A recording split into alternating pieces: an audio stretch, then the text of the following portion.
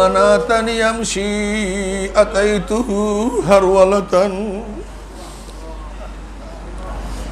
এই পথের মধ্যে অনেক ভাঙ্গা আছে, বহুত কাটা আছে, বহুত আগুন, বহুত ডাকাত, কিন্তু না, আমি মওলার পথ ছাড়বো না, আমি জান্নাতের পথ ছাড়বো না, আমি মাওলাকে নিয়েই কবরে যাব। কিয়ামতের ময়দানে কি নিয়ে উঠবো? ভাষার সুরাটটা কি? এক ব্যক্তিকে যদি হাত পাও বান্ধিয়া, হাতও বাঁধছেন, পাও বাঁধছেন, পানির মধ্যে ফালাইয়া দিচ্ছেন, আবার বলতেছেন খবরদার কাপড় যেন না বেজে, খবরদার এই তর্ক করতে পারবি না। যে হুজুর হাত বাঁধছেন, পাও বাঁধছেন, পানির মধ্যে ফালাইয়া দিচ্ছেন, আবার বলছেন কাপড় যেন না বেজে। এই তর্ক বিতর্ক করা যাবে না, প্রশ্নও তোলা যাবে না। শুধু কি তোমাকে চেষ্টা করতে হবে, এই বাস এতটুকু। তোমাকে কি করতে হবে? চেষ্টা করতে। নফসও সৃষ্টি করছে আল্লাহ, দুনিয়ার চাহিদাও সৃষ্টি করছে আল্লাহ, কিন্তু এইটা করতে পারবি না, সেইটা করতে পারবি না, এইটা করলে এইটা, সেইটা করলে এইটা, কত কথা আল্লাহ বলিয়া দিচ্ছে। এখন বন্দার কাজ কি? আমার মধ্যে কোনো শক্তি নেই, আমার মধ্যে এই রাস্তায় চলার মতো কোনো শক্তি নাই, সাহস নাই, জানা নাই, চিনা নাই, পরিচিতি নাই। নবী আলাইহিস সালাতু ওয়াস সালাম সোজা একটা আগ দিছেন জমিনের মধ্যে, এরকম সোজা একটা আগ দিছেন। আগ দেওয়ার পরে এদিকে আগ দিচ্ছেন, এইদিকে আগ দিচ্ছেন, এইদিকে আগ দিচ্ছেন, এইদিকে আগ দিচ্ছেন। এবার বলতেছেন জানো এটা কেন দিছি? না, এটা সোজা রাস্তা, জান্নাতের রাস্তা, আর ডাইনে বামে সব হলো জাহান্নামের রাস্তা। কি বলতেছেন? বলে যখনই জান্নাতের পথে চলতে যাবা, প্রত্যেক মোড়ে মোড়ে শয়তান, ভাঙ্গা, কাঁটা, ডাকাত, বদমাস, অজানা, অচেনা, অপরিচিত, দুর্গম এক রাস্তা পাড়ি দিয়ে তারপর জান্নাতে যেতে। কিন্তু উপায় নেই, জান্নাত জাহান্নাম ছাড়া আর কোনো উপায়ও নেই। হয়তো জান্নাত অথবা কি, অথচ পথের অবস্থায় যাবো কিভাবে, চলবো কিভাবে, যাওয়ার পন্থাটা কি? শয়তান ডাকতেছে এদিকে আয়, শয়তান ডাকতেছে এইদিকে আয়, নফস ডাকতেছে এদিকে আয়, যাবো কিভাবে জান্নাত? কি কঠিন। এখন কি করি? আব্বাজান দাদাজান যে কথা বলছেন, এখন কাজটা কি, করবোটা কি? এবার বাচ্চা হয়ে যাও, বুদ্ধি ছাড়ো, জ্ঞান ছাড়ো। বুদ্ধি আছে তো কারবার শেষ। এখানে বুদ্ধি দিয়ে এই রাস্তা পাড়ি দেওয়ার কোনো সম্ভাবনা নেই। তোমার সেই যোগ্যতা নাই। এই ছোট সাঁকু তোমার নিজের ইচ্ছায় পাড়ি দিয়ে ওপারে যাবা, এখনো সেই যোগ্যতা তোমার শুধু একটাই পন্থা, দ্বিতীয় কোনো পন্থা পদ্ধতি নাই। তুমি বাচ্চা মানুষ, তোমার মধ্যে যোগ্যতা সৃষ্টি হয় নাই। এখন তুমি দেখো কোন রকমের যে পাড়ি দিয়া যাওয়ার যোগ্যতা আছে তার কোলে চড়তে পারো কিনা। পিঁপড়ার কাবায় যাওয়ার মতো ক্ষমতা নাই। এই ব্যক্তি হাঁটা শুরু করলে কত বছরে কাবায় যাবে? কিন্তু মনে তো চায় কাবায় যাওয়ার জন্য, মনে চায়। যাবে কিভাবে? আশা তো অনেক, কিন্তু যাওয়ার তো যোগ্যতা নাই। এখানে শুধু একটাই পন্থা, যে কাবায় যায় তার সাথী হয়ে যাও। যে কবুতর কাবার দিকে রওনা করছে তার গায়ে উঠিয়া যাও। যদি উঠতে পারো, ও পুষলে তুমিও সেখানে পৌঁছিয়া যাবা। এখানে কি অবস্থা? আমার কোনো যোগ্যতা নেই, কিচ্ছু নেই। এবার কি করো? আমার মাওলার রহমতের কোলের মধ্যে বসিয়া যাও। বাস, যদি রহমানের কোলার মধ্যে বসতে পারো, তার নজর তুমি আকর্ষণ করতে পারো, তাহলে বাস আমার রহমান এত রহিম, এত দয়ার, এত মায়ার, ফালাবে না তো, ফালাবে না। আতানি ইয়ামশি আতাইতুহু হারওয়ালাতান। মাওলার রহমত দেখেন অবস্থা কি। মান তাকাররাবা ইলাইয়া শিবরান তাকাররাবতু ইলাইহি যিরা, ওয়া মান তাকাররাবা ইলাইয়া যিরান তাকাররাবতু ইলাইহি বা, ওয়া মান আতানি ইয়ামশি আতাইতু হারওয়ালাতান। সিয়াসাতটা সমস্ত হাদিসের মধ্যে, কিতাবের মধ্যে, হাদিসের মধ্যে হাদিস আসছে, হাদিসে কুরসি। আল্লাহ পাক রহমান কেমন, কেমন রহিম, কেমন গফফার।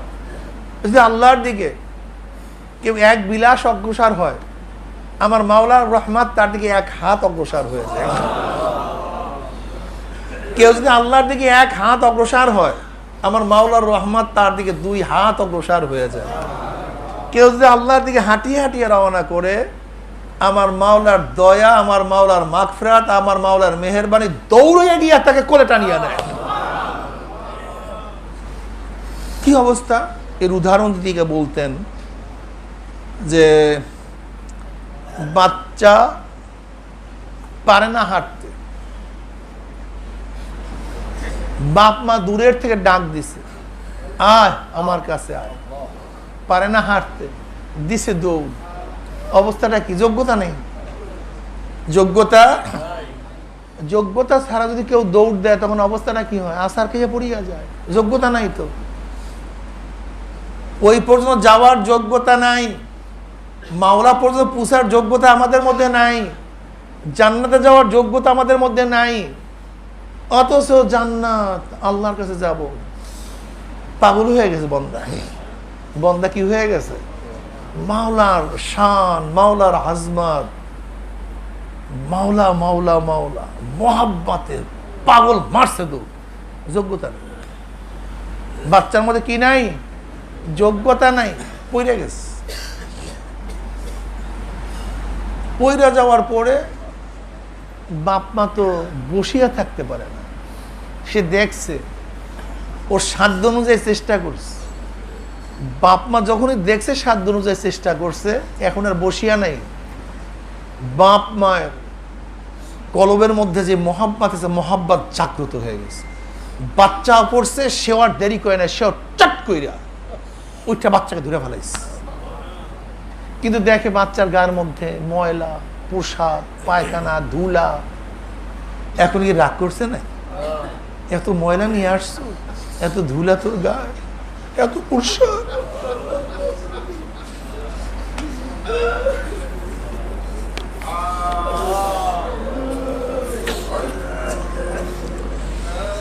মা বাবা তাকে আগুনেও ফেলায় না, বাইরেও ফেলায় না, সুন্দর ধোয়ায়, মোছায়, সাফ করে কোলে নেয়, এই গেলে চুমা দেয়, ওই গেলে চুমা দেয়। ঠিক বন্দা মাওলাটিকে দৌড় মারছে, দেখে এখন বহুত গুনার শেষ নেই। কি করবে, মাফ করাতে পারে নাই, তওবা করতে পারে নাই, কিন্তু চেষ্টায় ছাড়ে নাই। সারা বছর চেষ্টা করছে, হালকা জিগিয়ে দৌড়াইছে। আর আমার বিছানা বাদ দিয়ে মাসিক ইস্তেমায় সেই মসজিদে বসে শুয়েছিল।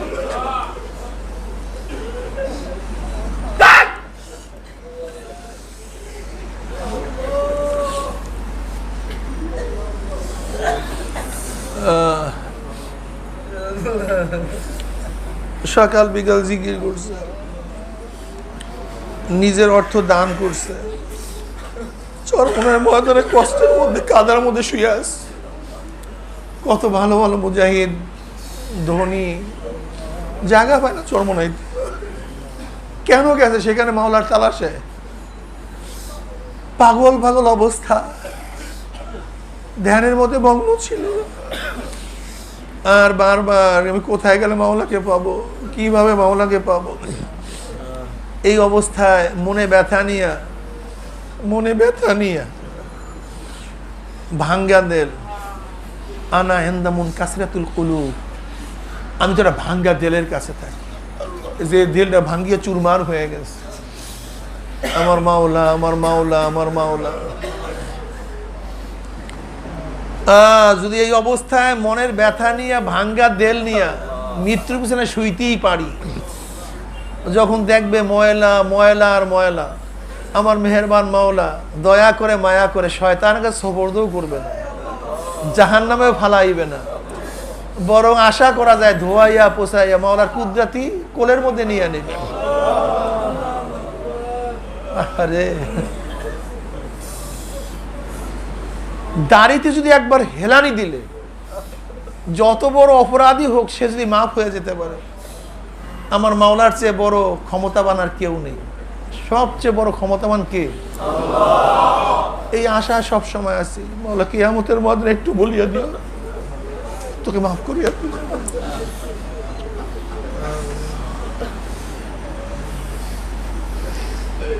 বিশারাত আছে। নবী আলাইহিস সালাতু ওয়াস সালাম ফরমান, যে ব্যক্তি ইয়াকিন করে আল্লাহ তাকে মাফ করিয়া দিবে, আশা করা যে সে মাফ পেয়েই যাবে। ও আমার মাওলার এত বড় ক্ষমতা, আল্লাহুস সামাদ, আল্লাহ বেনিয়াজ, আল্লাহ বেপরোয়া, এত বড় ক্ষমতা আমার মাওলার। যদি সমস্ত নবীদেরকে আল্লাহ পাক বলেন একজনকে জান্নাতে দেব না, এই প্রতিবাদ করার ক্ষমতা কাউর নাই।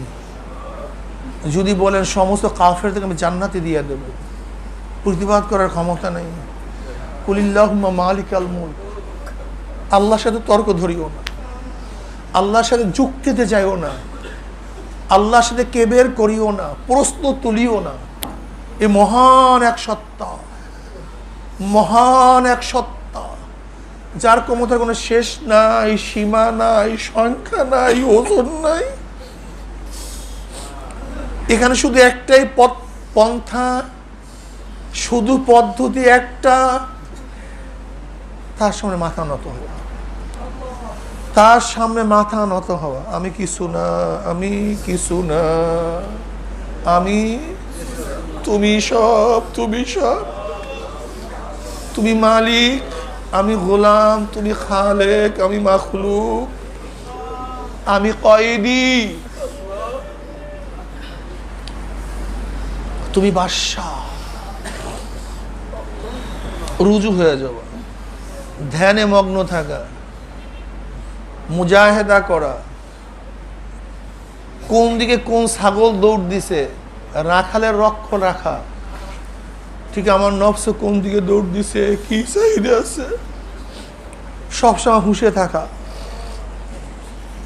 মুজাহিদদের কাজই হলো নফস এবং শয়তানের বিরুদ্ধে মুজাহিদা করা, যুদ্ধ করা। এই যুদ্ধের থেকে যদি আমরা গাফেল হয়ে যাই, তাহলে সব কিছু গড়বড় হয়ে যায়। খবরদার, আমাদের শায়েখগণ বলতেন যে দেখো একটা বেড়া, এই বেড়ার মধ্যে কোনো এক জায়গা যদি ভাঙ্গা থাকে, সেখান থেকে ছাগল ঢুকি বা কিছু ঢুকে তোমার সমস্ত ফসল নষ্ট করে দিবে। ঠিক 5 ঔষধ একটা বেড়া, এই 5 ঔষধের মধ্যে কোনো একটা ঔষধ যদি তোমার নষ্ট হয়ে যায়, সেখানে নফস এবং শয়তান ঢুকে তোমার সমস্ত আমলকে বরবাদ করে দেবে। বেড়া। চেষ্টা চালাইতে থাকেন, চেষ্টা করতে থাকি, পথ চলতে থাকি, গন্তব্য একদিন পৌঁছা যাবেই যাবে ইনশাআল্লাহ। উহিব্বুস সালিহিন ওয়া লাস্তু মিনহুম লাআল্লাহু ইয়ারযুকুনাস সালাহ। আমি নেককার না, আমি নেককার না, কিন্তু নেককারদেরকে মহব্বত করি, নেককারদেরকে ভালোবাসি। হুব্বু ফিল্লাহ বুগযু ফিল্লাহ, হুব্বু ফিল্লাহ। আমি নেককার না, নেককারদেরকে মহব্বত করি কেন? কারণটা কি? এই আশায় আমি যদি নেককার হয়ে যাই, আমি যদি নেককার হয়ে যাই, এর জন্য আল্লাহওয়ালাদের সাথে মহব্বত রাখি। চরমনের এরকম হাজারো মুজাহিদ আছে যারা আল্লাহওয়ালা, যারা আল্লাহওয়ালা মুজাহিদ। এমন এক সুন্দর কাফেলা যেখানে আল্লাহওয়ালাদের সোহবাতে থাকা যায়, সাপ্তাহিক তালিম হালকা জিকিরা আল্লাহ আল্লাহদের সোহবাতে চলে আসে, মাসিক ইস্তেমা আল্লাহ আল্লাহদের সোহবাতে চলে আসে, চরমনাই ময়দান আল্লাহ আল্লাহদের সোহবাতে চলে আসে, এই যে খাস আমের মাজলিস আল্লাহদের সোহবাতে চলে আসে। এই মাজলিসগুলি এত মজার মাজলিস, এখানে আসলে রুহুটা একটু তাজা হয়, জান্নাত থেকে ঝুঁকটা বাড়িয়ে যায়, দুনিয়া থেকে ঝুঁকটা একটু কমিয়া যায়। এর জন্য হুমুল জুলাসা উলা ইয়াশকা জালিসুহুম, হুমুল জুলাসা উলা ইয়াশকা জালিসুহুম।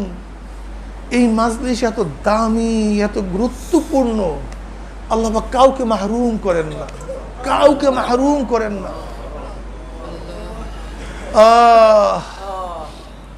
আমার মুজাহিদ বাবারা, আমার মুজাহিদ ভাইরা, যেহেতু মুজাহিদের খাতার নাম লেখাইছি, মুজাহিদা করতেই হবে। কয়দিন করব?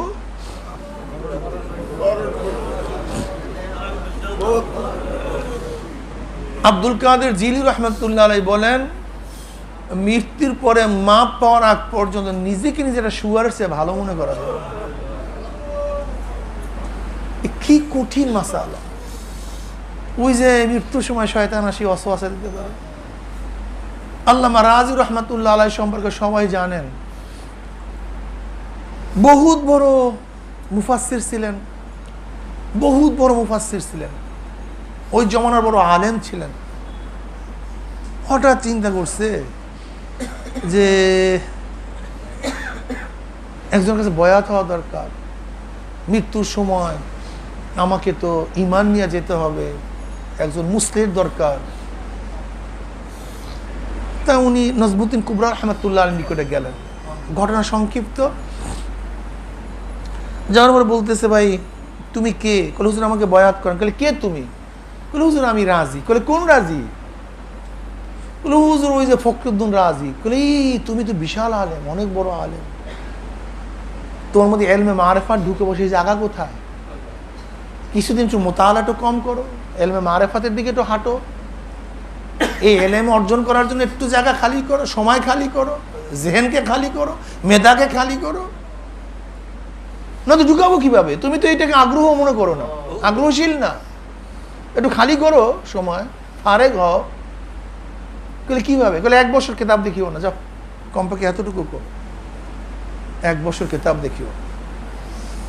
ঠিক আছে হুজুর, আমি আপনার কথা মানি। আলেম মানুষ জঙ্গলে গেছে, কি করবে? কিতাব দেখবে না, হুজুরের সাথে ওয়াদা। মুখস্থ তফসিল লেখা শুরু করছে, কিতাব দেখতে নিষেধ করছে, লিখতে তো নিষেধ করে, মুখস্থ। 1 বছর আসছো? আসছি। কি করছো? হুজুর কিতাব দেখি নেই, কোনো কিতাব দেখি নেই। তাই করছো নাকি 1 বছর? হুজুর কি করবো, একটু মুখস্থ তফসিল লিখছি। বলে দেখি কিতাবটি, দেখি বিশাল গাঠটি, বিশাল গাঠটি। বলে হাজা তাফসির কাবীর, এ তো বিশাল বহুত বড় তাফসির, এর জন্য তার তফসিরের নাম রাখছে তাফসির কাবীর। বিশাল তাফসির। বলে এলেম আরো বাড়িয়ে গেছে, এলেম আরো বাড়িয়ে গেছে, কাজ হবে না, এলেমে মারিফাত অর্জন করা এখনো যাবে না। দেখিয়েন এই মাসালার আবার এদিক ওদিকে নিয়েন না, এদিক ওদিকে নেওয়ার সুযোগ নাই। জবাব আমি আগেই দিছি, যে কোনো এক জিনিস ঢুকাবার জন্য পাত্র খালি করতে হবে। পাত্র কি করতে হবে? আল ইলমু ইলমানে, আল ইলমু জাহির, আল ইলমুল বাতিন।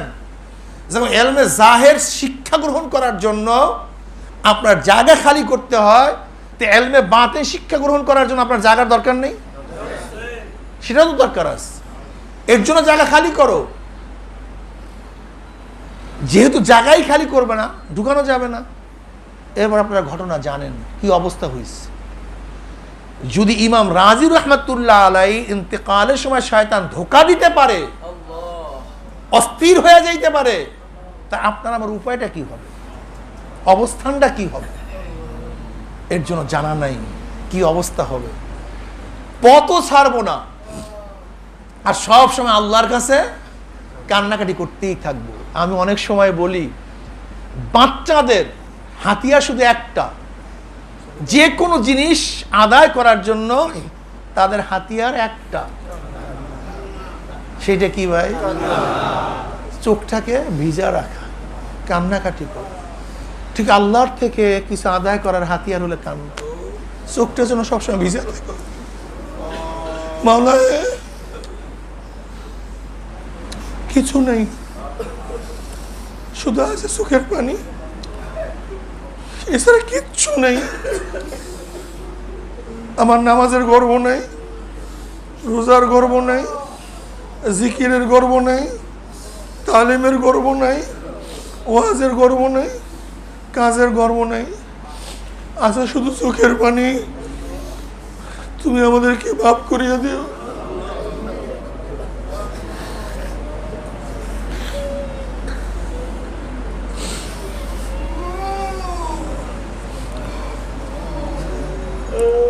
মানাতানি আমশি আতাইতুহু হারওয়ালাতান। এই পথের মধ্যে অনেক ভাঙ্গা আছে, বহুত কাটা আছে, বহুত আগুন, বহুত ডাকাত, কিন্তু না, আমি মওলার পথ ছাড়বো না, আমি জান্নাতের পথ ছাড়বো না, আমি মাওলাকে নিয়েই কবরে যাব। কিয়ামতের ময়দানে কি নিয়ে উঠবো?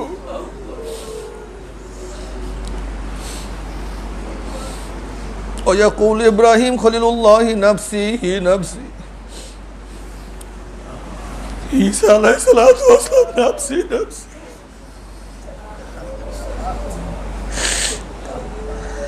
मूसा अलैहिस्सलातु वस्सलाम नफ्सी नफ्सी।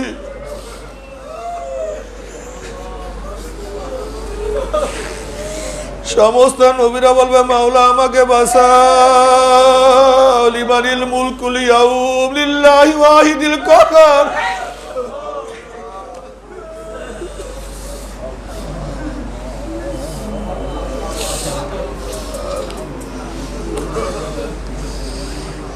সবাই বলবে মাওলা আমাকে বাঁচাও।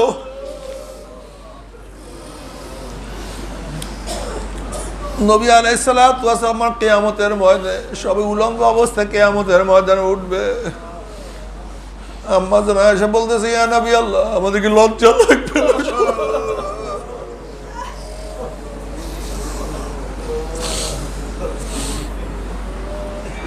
কোন আয়েশা রে,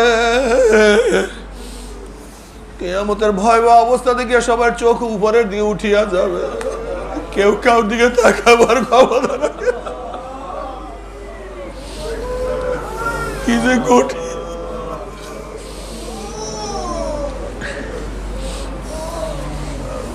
ওইদিকে জিবরাইল আওয়াজ করতে থাকবে, অমুকের ছেলে অমুকের জাহান্নামের ফয়সালা হয়ে গেছে।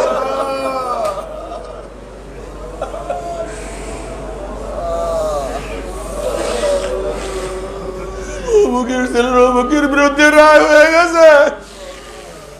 আবার জিবরাইল আলাইহিস সালাম বলবে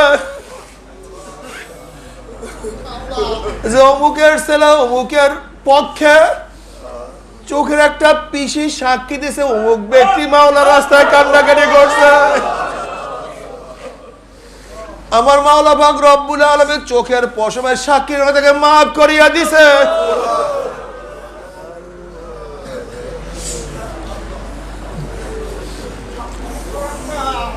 চক্ষু যেন শুকনা না থাকে, সব সময় বিদায় বলো মাওলা রে,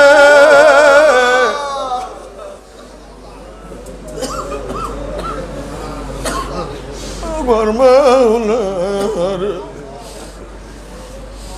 আমার মাওলা এত দয়ার মাওলা, এত মায়ার মাওলা, এত মেহেরবান মাওলা, আহা এত মেহেরবান, এত দয়া, এত মায়া। একটা চোখের পশমের সাক্ষী করে মাওলা মাফ করিয়া দেবে। হাতের কর বলে মাওলা তোমার বান্দা এই কর গুনিয়া তোমার জিকির করছে, আল্লাহ বলে তোমাকে মাফ করিয়া দেবে।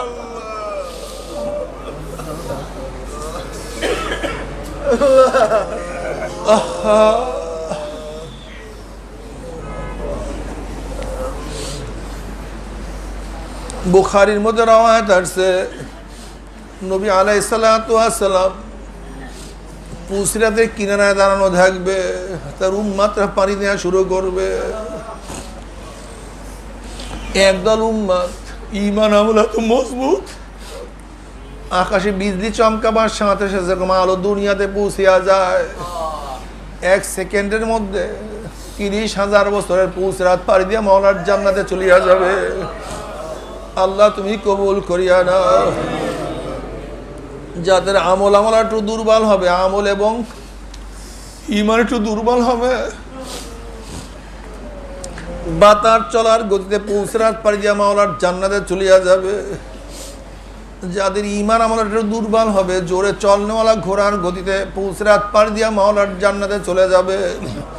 কেউ গাঁদার গতিতে, কেউ দৌড়িয়া দৌড়িয়া পুলসিরাত পাড়ি দিয়া জান্নাতে চলিয়া যাবে। কেউ হাঁটিয়ে হাঁটিয়ে পুলসিরাত পাড়ি দিয়া মাওলার জান্নাতে চলিয়া যাবে। আল্লাহ তুমি কবুল করিয়া নিও।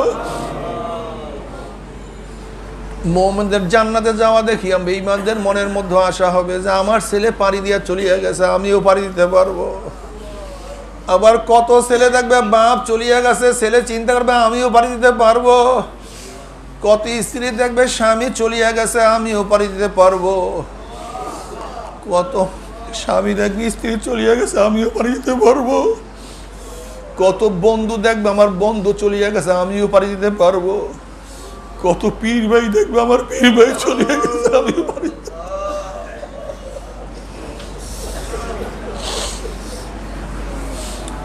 কত মুরিদ দেখবে আমার পীর চলিয়া গেছে, আমিও পাড়ি দিতে পারবো। আবার কত পীর দেখবে আমার মুরিদ চলিয়া গেছে, আমিও পাড়ি দিতে পারবো। কত বড় লোক দেখবে আমার গোলাম চলিয়া গেছে, দারোয়ান চলিয়া গেছে, আমার ড্রাইভার চলিয়া গেছে, আমিও পাড়ি দিতে পারবো। যখন ঈমানবিহীন আমলবিহীন হামাগুড়ি হাপুট দিয়া আস্তে আস্তে পৌঁছে উঠবে, ঈমানের মজবুতি নাই, আমলের মজবুতি নাই, অথচ পুলসিরাত পাড়ি না দিয়ে উপায় নাই জাহান্নাম। কিয়ামতের কষ্ট, উঠতেও মনে চায় না, কিন্তু নাঠে উপায় নাই। হামাগুড়ি দিয়ে আস্তে আস্তে হাপ্পড় দিতে দিতে পুলসে উঠবে। অমনি কাটিয়া কাটিয়া পিছলাইয়া পিছলাইয়া ঘুম ঘুম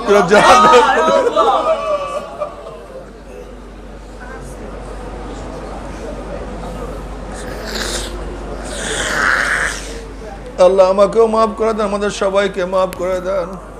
আমা আলাইনা ইল্লাল বালাগ।